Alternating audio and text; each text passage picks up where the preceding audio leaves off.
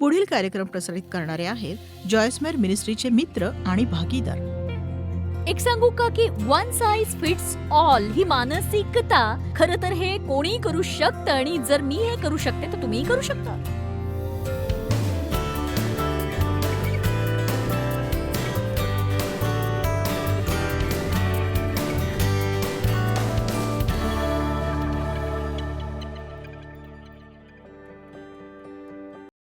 माझ्या आयुष्यात संघर्ष आहेत आणि आपल्या सर्वांचेच संघर्ष असतात.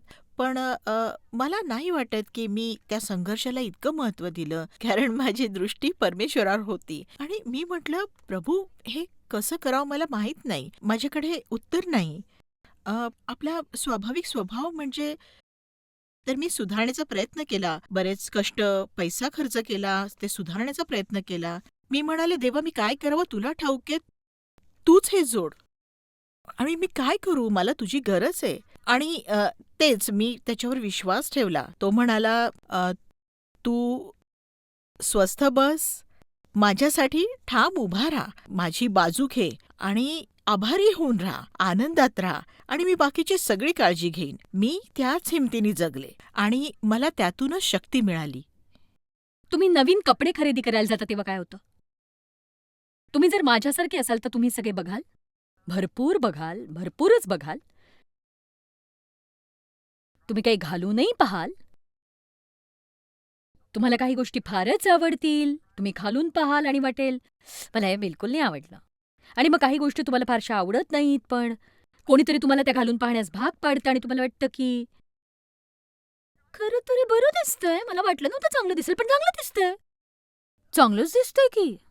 मला अनेकदा असा अनुभव आला जेव्हा मी माझ्या काही मित्रमैत्रिणींसोबत खरेदीला गेले, ज्यांची काही ठाम मतं होती की ते अमुक एक प्रकारचे कपडे घालणारच नाहीत.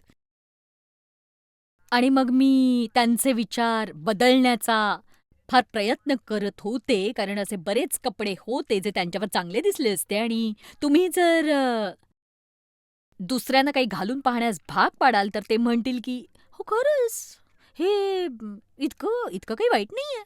तर असं समजा की आपण खरेदी करतोय आणि याचा संबंध आपण परमेश्वराच्या इच्छेसोबत जोडणार आहोत. आता तुम्हाला माहितीये का की काही गोष्टी समजायला वेळ लागत नाही. जसं तुम्हाला काय वाटतं? नाही नाही नाही, ती मी नव्हेच, नकोच. ठीक आहे. मग हे कसं आहे बरं? तुम्हाला नाही वाटत मी यात बरी दिसेन? मला कळत नाही, मी हे घालून पाहीन असं त्यांना वाटलंच कसं? ठीक आहे, आता दुसरं बघू. उफ. माझा नवरा हे बघून काय म्हणेल माहितीये? नाही नाही नाही घालायचं, हे आरपार दिसतंय सगळं. बापरे, डेव सोबत तयार होताना तर माझा पिट्टाच पडत असतो आणि बहुधा मी हे घालून पाहते नाही का, मग सगळ्यांचं मत घेते. अरे बापरे, अडकलं हे.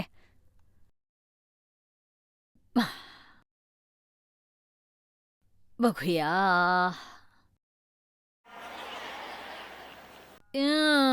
इतकं नाही चांगलं दिसत आहे, मला नाही वाटत, मला नाही वाटत. तुम्ही काही गोष्टींचा प्रयत्न करणारच नाही तर तुम्हाला परमेश्वराची इच्छा कळणारच नाही. काय सोयीस्कर आहे तुम्हाला शोधावंच लागेल. मी चर्चच्या बालवाडीत काम करायचा प्रयत्न केला, ते नाही जमलं मला. विश्वास ठेवा, खरंच मला समजलं, मुलांनाही समजलं. ते नाही जमलं मला. मी रस्त्यांवर साक्ष देण्याचाही प्रयत्न केला, कारण त्या काळी मी ज्या चर्चला जात असे त्यात भरपूर प्रमाणात सुवार्तापत्रकं वाटून रस्त्यावर साक्ष देण्यात येत असे. आणि एक सांगू का, मला ते जमलं, पण ती मी नव्हते.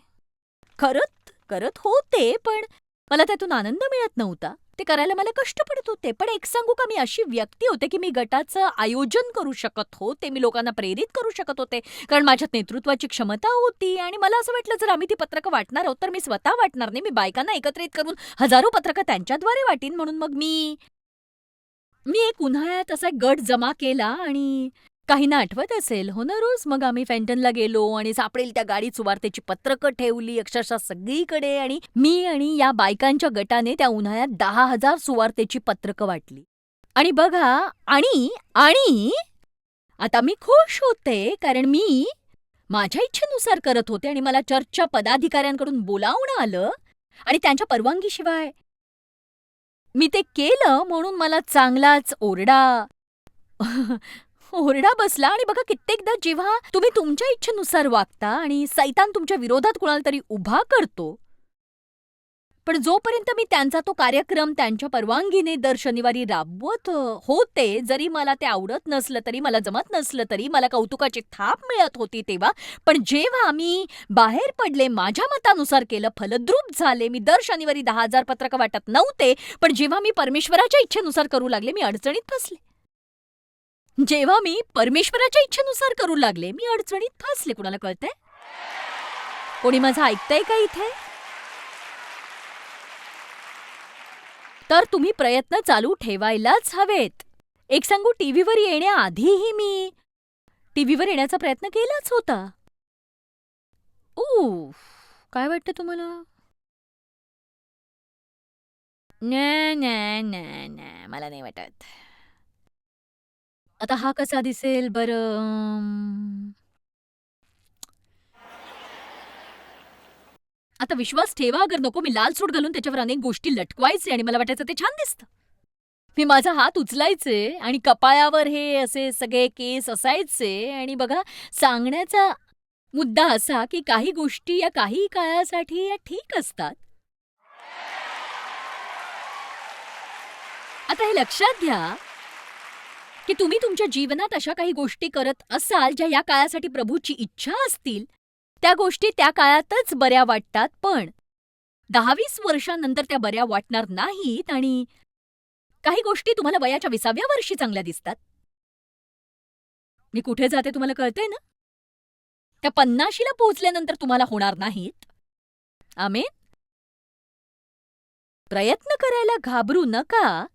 आणि मग अशाही काही काही गोष्टी अशा असतात की लोक तुम्हाला सांगतात की हे कोणीही करू शकतं. त्यालाच म्हणतात वन साइज फिट्स ऑल.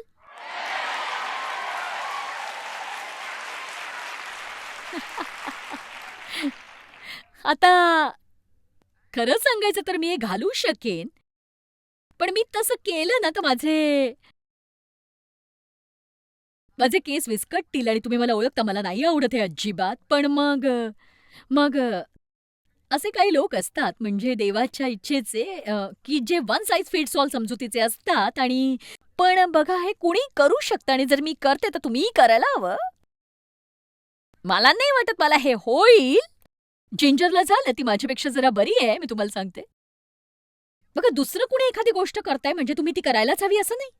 केवळ ते इतर कुणाला तरी शोभतंय, कारण वन साइज फिट्स ऑल म्हणजे ते मलाही शोभेल असं नसतं. प्रत्येक पालकाच्या पत्नीने महिला गटाचं नेतृत्व करावं, वाद्य वाजवावं असं नक्कीच नाही. चला आता, हालेलुया. खरं तर प्रत्येक पालकाच्या पत्नीने इच्छा नसेल तर चर्चमध्ये कार्य करायला पाहिजे असंही नाहीच. ओ, बघा, मला हे व्यवस्थित लावताही येत नाही, तुम्ही हसताय आपले. तर बघा, मी हे जर आता मी मागे लावलं नाही ना, तुम्ही हसतच राहाल बहुतेक. राहू दे असंच खाली इथे. आता बघा, परमेश्वराने मला टीव्हीवर आणण्याआधी मी टीव्हीवर येण्याचा प्रयत्न केला होता. आणि मी माझे काही कर्मचारी घेतले आणि त्याच शहरात एक केबल स्टुडिओ भाड्याने घेतला आणि ठरवलं की मी एक टॉक शो करीन आणि त्यांची मुलाखत घेईन. माझ्यासाठी काम करणाऱ्या 5 बायका मी निवडल्या. त्यांच्या खुर्च्या मांडल्या, माझा टेबल मांडला आणि काही भाड्याचे कॅमेरे होते आणि आम्ही एका केबल स्टेशनमध्ये होतो. पण अडचण अशी होती की मी मुलाखत घेताना प्रश्न विचारत असे, पण त्यांना उत्तरच देऊ देत नव्हते. मीच त्या प्रश्नांचं उत्तर द्यायचे. तर आम्ही तिथे तासभर बसून असायचो, पण कुणाला काही बोलताच येत नव्हतं, कारण कुणाला काही बोलता यावं इतका वेळ मी माझं तोंड बंद ठेवत नव्हते. आणि ती समस्या अजूनही आहे. पत्र येतात ज्यात लिहिलेलं असतं जर जॉयसकडे पाहुणे येणार असतील तर त्यांनाही बोलण्याची संधी मिळायला हवी असं आम्हाला वाटतं. तर मला पुन्हा एकदा शिकवण्याचा प्रयत्न केला जातो.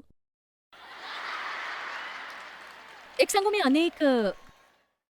अनेक गोष्टींचा प्रयत्न केला. रस्त्यावर साक्ष दिली, नर्सरीमध्ये काम करण्याचा प्रयत्न केला, तुम्ही म्हणाल त्याचा प्रयत्न केला आणि शेवटी मी शिकवण्याचा प्रयत्न केला. आणि सरते शेवटी मला कळलं मी शिकवायला हवं. उप्स, त्याचा फायदा झाला. आणि मग मी पुस्तक लिहिण्याचा प्रयत्न केला. वाव, मला तेही जमलं. हालेलुया! आणि मग देवाने योग्य वेळी मला टीव्हीवर आणलं, त्याचा फायदा झाला आणि आता आम्ही 80 भाषेत जगभर दिसतो. वेगवेगळ्या भाषेत मी बोलत असते आणि तो देवच आहे नक्कीच. शेवटी मला जे जमतं ते मला करता येऊ लागलं. माझा आवडता कोट. मला हे फार आवडतं. तो चुरगळत नाही, तो छान दिसतो, त्यामुळे माझी प्रशंसा होते. आणि जेव्हा तुम्ही स्वतःसाठी योग्य ते करता, तुम्हाला ते माहीत असतं. तुम्हालाही माहीत असतं आणि इतरांना सुद्धा माहीत असतं. काहींना हेवा वाटत असेल, पण त्यांना ते माहीत असतं. आमेन. चला परमेश्वराची स्तुती करा.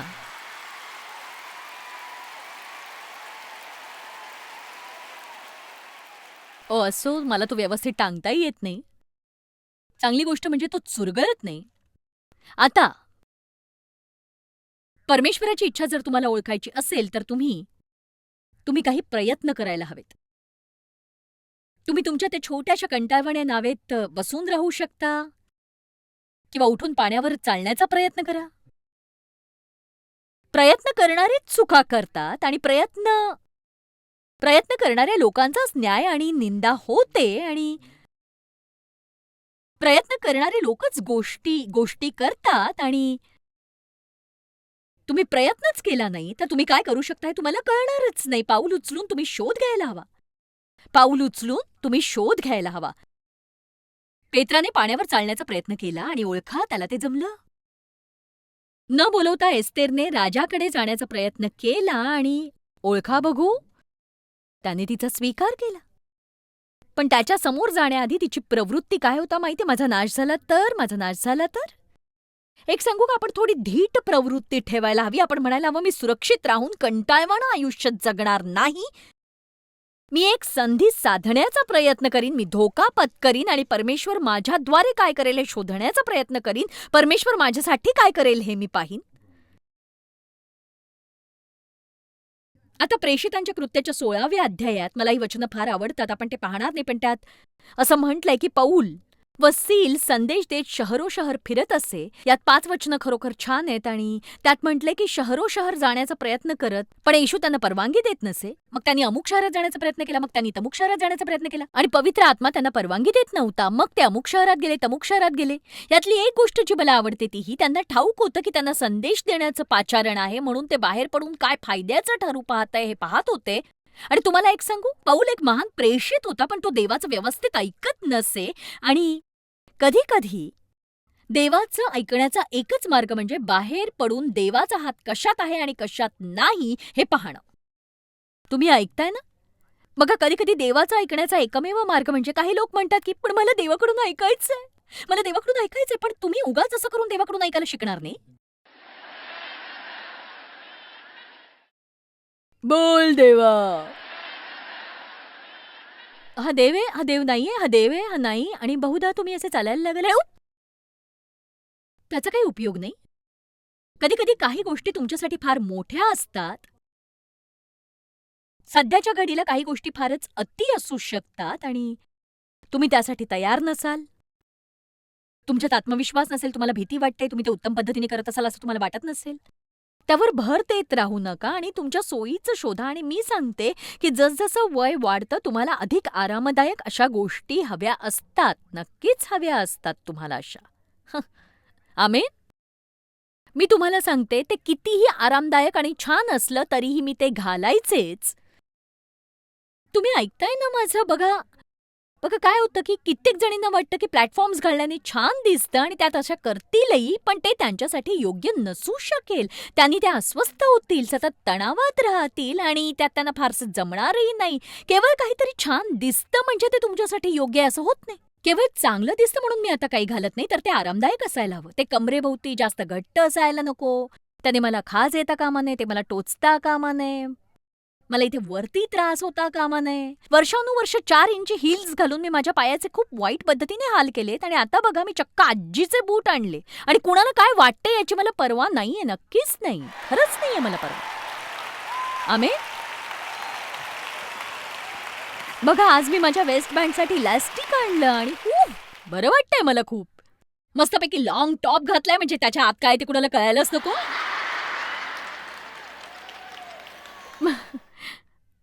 बघा तुम्ही काहीतरी करण्याचा प्रयत्न करत असता आणि ते बहुधा थोडं कमी पडत असेल. बघू बरं. मी रॅकवर लटकलेलं पाहिलं होतं ते.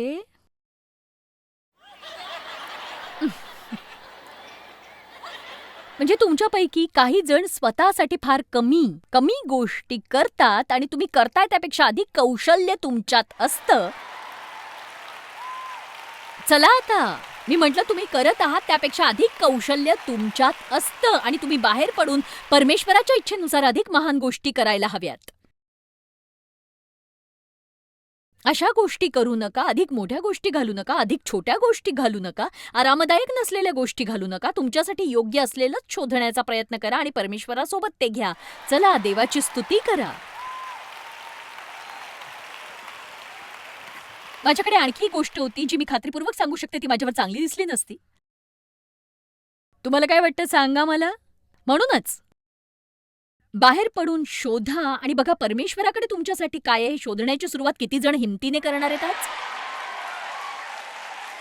आता मला हे मनोरंजक वाटलं. चला आपण पहिला इतिहास 28वा अध्याय बघू. मला वाटतं की आपण सगळेजण परमेश्वराच्या इच्छेच्या मधोमध असायला हवं. आणि लक्षात ठेवा कधी-कधी हे हंगामी असू शकतं. आज आम्ही वाटेत काही इमारती पार केल्या जिथे मी वयाच्या 20शीत असताना एक क्लार्क किंवा एक बुककीपर म्हणून काम करायचे आणि खरं तर पहिल्यांदाच म्हणजे त्यावेळी त्यावेळी प्रथमच मला वाटतं दुसऱ्यांदा मी डेव्हला पाहिलं आणि तोही जवळपासच काम करत असे आणि मला कामावरून घरी जायचं होतं म्हणून मी माझ्या कामावरच्या एकाला विचारलं की तो मला घरी सोडेल का? त्याने डेव्हला मला सोडायला सांगितलं. डेव्हने मला आधीच आईच्या घराजवळ पाहिलं होतं त्यामुळे त्याने सोडायला होकार दिला. हे सगळं इथेच जवळपास झालं आणि बघा त्यावेळी माझ्या जीवनात मी एक पेरोल क्लर्क असणं किंवा एक बुककीपर असणंच योग्य होतं, पण ते माझ्यासाठी आत्ता योग्य नाहीये आणि म्हणूनच जसे आयुष्यात मोसम बदलतात तसं बदलायला तुम्हीही घाबरू नका. तुम्हाला माहितीये मी लोकांना आमच्या सेवा कार्यातल्या अनेक बदलावांविषयी सांगते आणि बहुधा अजूनही बदल होतील. पण कधी-कधी माझ्या मनात विचार येतात, पण तू हे सगळं जाऊ देशील का? तुला याबद्दल काय वाटतं? आणि तुम्हाला यावेळी माझी प्रवृत्ती कशी आहे ते सांगू तुम्हाला? माझा विवाह इतर कुणाशीही झाला नाही, केवळ येशू आणि डेव्हशी. असं काही नाही की अमुक एक गोष्ट मी वर्षानुवर्ष करत आले म्हणजे ती मी अजूनही करतच राहायला हवी कारण ती मी खूप वर्ष करतेय म्हणून. ती सध्या जर अयोग्य असेल तर ती मी आता करणार नाही. कारण मला ही पृथ्वी सोडण्याआधी माझ्या जीवनात परमेश्वराच्या इच्छेची पूर्णता हवी आहे आणि म्हणूनच जेव्हा तुम्हाला काही नवं हाती घ्यायचं असेल तुम्हाला जुनं सोडून द्यावं लागतं आणि बहुतेकदा जुन्या गोष्टी सोडून देणं अतिशय कठीण असतं. म्हणजे तुम्ही अशा गोष्टी करत असता ज्याचा कंटाळा परमेश्वराला केव्हाचाच आला असेल. समजा घोडा 10 वर्षांपूर्वीच मेला असेल, तर नियमानुसार त्याला वर खाली चढवण्याचा उतरवायचा प्रयत्न करणं व्यर्थ आहे नाही का? किती जण सांगू शकतील की परमेश्वराचा अभिषेक एखाद्या गोष्टीवर नसतो तेव्हा काय असतं? ओके, त्यात परमेश्वर नाही. तुम्हाला त्यात सहभागी व्हायचं नसतं.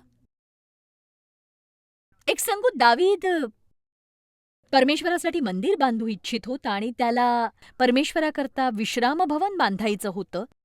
त्याला खात्री होती की त्याने हे करायलाच हवं आणि म्हणून त्याने सगळ्या प्रकारचा पैसा आणि दान गोळा करायला सुरुवात केली आणि मग परमेश्वर म्हणाला की नाही मला नाही वाटत तू हे करावंस. परमेश्वर म्हणाला की नाहीच. नाही रे, मला नाही वाटत तू हे करावंस. पण आता बघा मला हे उत्तम आहे असं वाटतं. मग दावीद राजा उभा राहून माझे बांधव व माझे माझे प्रजाजन हो माझे म्हणणे ऐका. परमेश्वराच्या कराराच्या कोशासाठी आणि आपल्या देवाच्या पादासनासाठी एक विश्राम भवन बांधावे असा माझा मानस असून ते बांधण्याची तयारी मी केली होती. त्याला ते योग्य वाटलं होतं, त्याने तसा प्रयत्नही केला. परंतु देवाने मला म्हटले माझ्या नामाप्रित्यर्थ तुला मंदिर बांधायचे नाही कारण तू युद्धप्रिय असून रक्तपात केला आहे. आता त्या क्षणी मी बहुधा असा विचार केला असता मला वाटतं मला पुन्हा कधीही काही करता येणार नाही कारण मी एक वाईट मनुष्य आहे. परंतु इस्रायलाचा देव परमेश्वर याने माझ्या वडिलांच्या सर्व घराण्यातून मलाच निवडले आहे. मी इस्रायलावर कायमचा राजा व्हावे म्हणून. मग तो पुढे इतर काही गोष्टी म्हणतो, पण हे महत्वाचं आहे. देवाने म्हटले, तू माझ्यासाठी घर बांधू शकत नाही, तू ते करू शकत नाहीस, पण तू राजा बनू शकतोस. तर असं नव्हतं की तो काहीच करू शकत नव्हता. तो केवळ परमेश्वराच्या कारणास्तव होतं ते, कारण त्याच्या हाती रक्त होतं आणि त्यामुळे तो राजा होऊ शकत नव्हता असं नाही, पण तो ते विश्रामस्थान बांधू शकत नव्हता. आणि म्हणजेच जर परमेश्वर तुम्हाला सांगतो की तुम्ही अमुक करू शकत नाही, याचा अर्थ असा नाही की ते तुम्ही करू शकत नाही. आणि मला वाटतं राजा होणं त्याहूनही मोठी गोष्ट आहे. मी त्या जागी असते तर मला वाटलं असतं, बापरे, मला जर घर बांधता येत नाही तर मी राजा कसं काय बनीन. म्हणूनच आपण केवळ परमेश्वराच्या नेतृत्वाचं पालन करावं. आमेन. मी आमच्या पालकाची सेक्रेटरी होण्याचाही प्रयत्न केला, पण त्याचा उपयोग झाला नाही. खरं तर ते इथे आहेत, पास्टर शेल्टर. मी अनेक वर्ष त्यांच्या चर्चचा भाग होते आणि मी त्यांची सेक्रेटरी होण्याचा प्रयत्न केला आणि दिवस संपता संपता माझं काम सुटलं.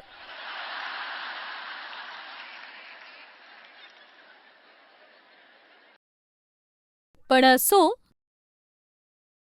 जसं मी म्हटलं की मी शेवटी शिकवायला सुरुवात केली आणि त्याचा फायदा झाला. आणि बघा, आपण इकडे आहोत. आणखी एका गोष्टीविषयी मी तुमच्याशी बोलू इच्छिते, ती ही की सोडून सोडून न देणं आणि हार न मानण्याची हिंमत बाळगणं. आणि मला वाटतं देवाने मला एक उत्तम उदाहरण दिलं.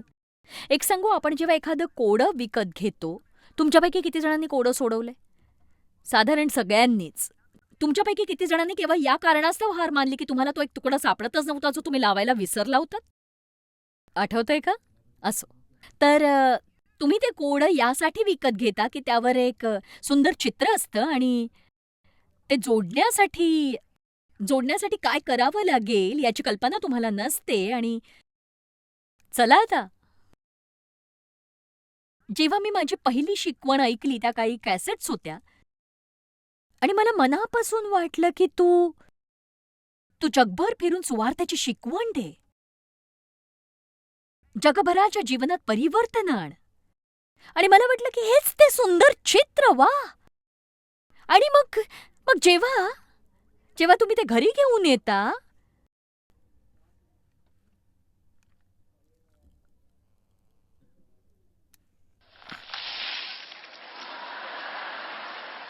अरे बाप रे, हे काय केलंय मी सगळं.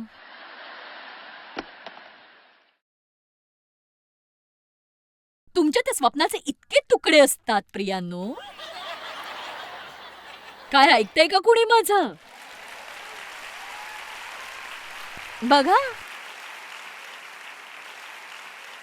आता तुम्ही मला पाहताय आणि टाळ्या वाजवताय, माझं कौतुक करताय. वा वा वा वा. तुम्ही तेव्हा कुठे होतात जेव्हा मी एका हॉलमध्ये शिकवण देत होते आणि जेमतेम 2-3 माणसं समोर होती आणि कुणालाही माझं काही ऐकण्यात इंटरेस्ट नव्हता आणि तरीही मी शिकवण दिली. आणि बघा, तुम्हाला या कोड्याचा अर्थ लागतोय का तुम्हाला? आणि बघा, इथे भरपूर आकाश आणि गवत आहे. मला तुमचं माहित नाही, पण मी माझ्या आयुष्यात भरपूर आकाश एकत्र करण्याचा प्रयत्न केला, जो मी सहज काढून टाकला असता. मी काय बोलते किती जणांना कळतंय सांगा?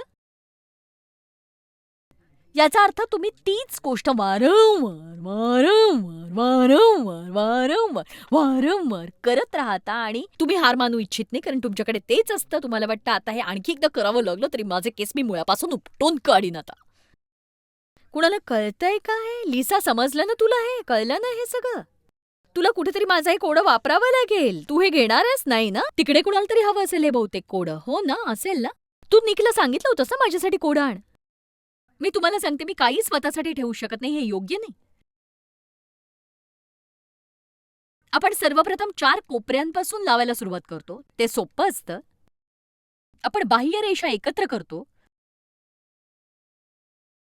काही जण त्या जागी आहेत, तुम्ही ते कोडं थोडं जोडलंय, पण काहीतरी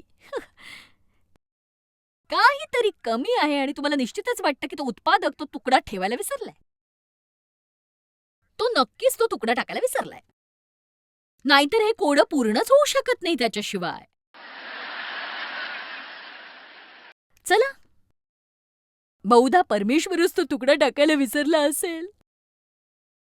पण एक सांगू, बहुधा तुम्हाला जे बनायला आवडत नाही तोच तो तुकडा असावा आणि बहुधा तो न दिसणारा तुकडा हा तुम्हाला कुणाकडून तरी लागणारी मदत असेल. दोघांनाच कळलंय बहुतेक.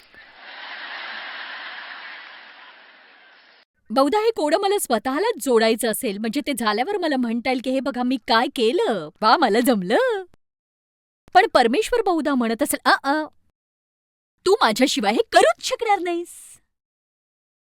तुला मला सहभागी करायला सुरुवात करायला हवी, माझा गौरव करायला लाग. स्वतः करण्याचा प्रयत्न थांबव. बघ तू स्वतःला बदलू शकत नाहीस. तू स्वतःला बदलू शकत नाहीस. देवाला त्यात घेऊन त्याला ते करू द्या. तुमचं लग्न झालं, त्या व्यक्तीला तुम्ही बदलू शकत नाही. ते तुमचं स्वप्न असू शकेल. ते तुमचं स्वप्न असू शकेल, पण एक सांगू, ते केवळ परमेश्वरच करू शकतो. आमेन.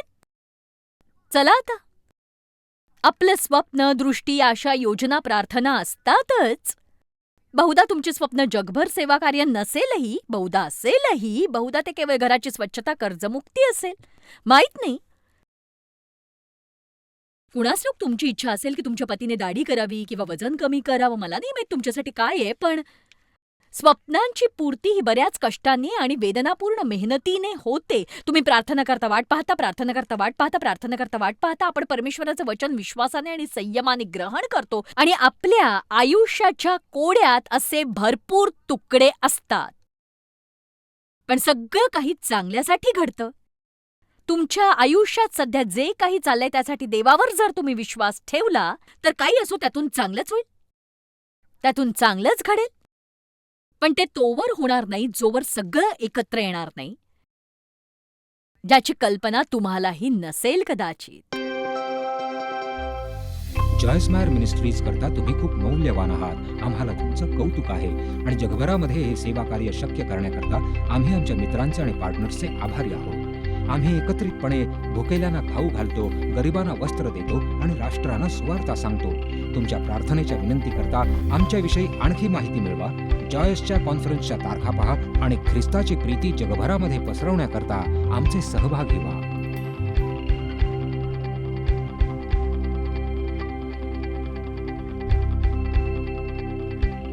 याचा सर्व खर्च जॉय स्मायर मिनिस्ट्रीचे मित्र आणि भागीदार करत आहेत.